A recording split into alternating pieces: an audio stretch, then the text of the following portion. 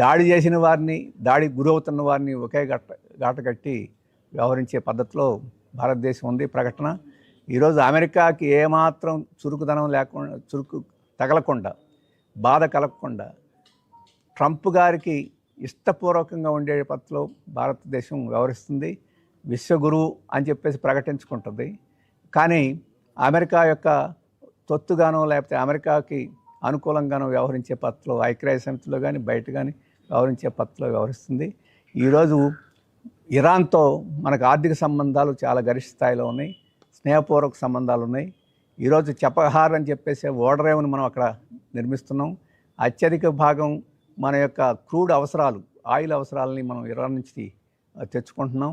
అటువంటి దశలో ఈరోజు ఇరాన్ మీద ఇజ్రాయెల్ దాడి చేస్తుంటే దాన్ని నిర్ద్వందంగా ఖండించాల్సింది పోయి ఈ రకంగా అమెరికా యొక్క దాసోహం అయిపోయి వ్యవహరించడం అనేది తీవ్రంగా ఖండిస్తున్నాం.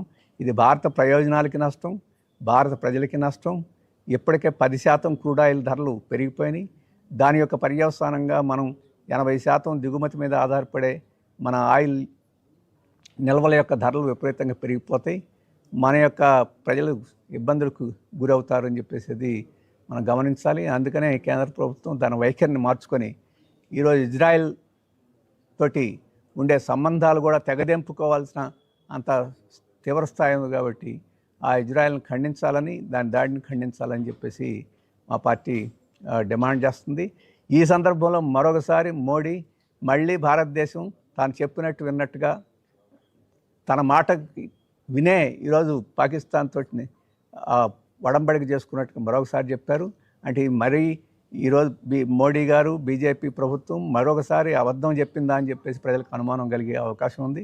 వీటన్నిటిని నివృత్తి చేయాల్సి ఉంది. వీటిని నివృత్తి చేయడానికి పార్లమెంటే వేదిక. ఆ పార్లమెంట్ సమావేశాన్ని వేయడానికి నిరాకరిస్తుంది. అందుకనే వెంటనే పార్లమెంట్ సమావేశం వేసి ఈ వాస్తవాలన్నింటినీ చెప్పాలని చెప్పి కూడా మేము కోరుతా ఉన్నాం. ఇవి కేంద్ర కమిటీ నిర్ణయాలు. వీటిని మీ దృష్టికి నేను తీసుకొస్తున్నాను. పార్లమెంట్లో ఏ క్వశ్చన్కు ఆన్సర్ చేయడం ప్రధానమంత్రి నరేంద్ర మోడీ పార్లమెంట్ సమావేశాలు పెట్టినా కూడా ఫలితం ఉంటుందని భావిస్తున్నారు. పార్లమెంటు ప్రజలు ఎన్నుకున్నది, పార్లమెంటు సభ్యులు అక్కడ ఉన్నారు. పార్లమెంటు ముందు ప్రకటన చేయడం అంటే అది ప్రభుత్వ ప్రకటన. బయట ఇప్పటి వరకు ప్రధానమంత్రి గారు సూటిగా మాట్లాడలేదు. అటువంటి నేపథ్యంలో పార్లమెంటు యొక్క విలువను గమనించి అక్కడైనా వాస్తవాలు చెప్తారేమో అని చెప్పి ఆశ. ఇప్పుడు పార్లమెంటు మీద ఇంకా నమ్మకం పోలేదు. కాబట్టి ఆ వేదిక నుంచి అక్కడ ప్రశ్నించేదానికి, అడిగేదానికి కొన్ని అవకాశాలు ఉంటాయి. కాబట్టి అందుకనే పార్లమెంట్ సమావేశం వేసి అక్కడ కూడా నిజాలు చెప్తారా లేదా అని చెప్పేసి తెలియదు. కనీసం అక్కడ ప్రశ్నించి ప్రతిపక్షాలు తమ బాధ్యతను నెరవేర్చేదానికి, ప్రజల ముందు తమ అభిప్రాయాలు చెప్పేదానికి ఒక అవకాశం వస్తుంది. అందుకనే పార్లమెంట్ సమావేశాలు వేయాలని చెప్పేసి మేము కోరుతున్నాం. అదే బీజేపీ ప్రభుత్వం యొక్క నిరంకుశత్వమైన బట్టబయలవుద్ది పార్లమెంట్ సమావేశం జరిగితే. ఎందుకంటే అది ప్రజలకు జవాబుదారీతనం. ఆ జవాబుదారీతనాన్ని కూడా మోడీ గారు గతంలో నిరాకరించారు మణిపూర్ విషయంలో. ఇప్పుడు కూడా అటువంటిది నిరాకరిస్తారా లేదా? బయటే తనను తాను పొగుడుకుంటూ తాను గొప్పలు చెప్పుకుంటూ తిరుగుతారా, లేకపోతే పార్లమెంట్ ముందు వాస్తవాలను చెప్తాడనేది అన్న ప్రజలు అర్థం చేసుకుంటారు.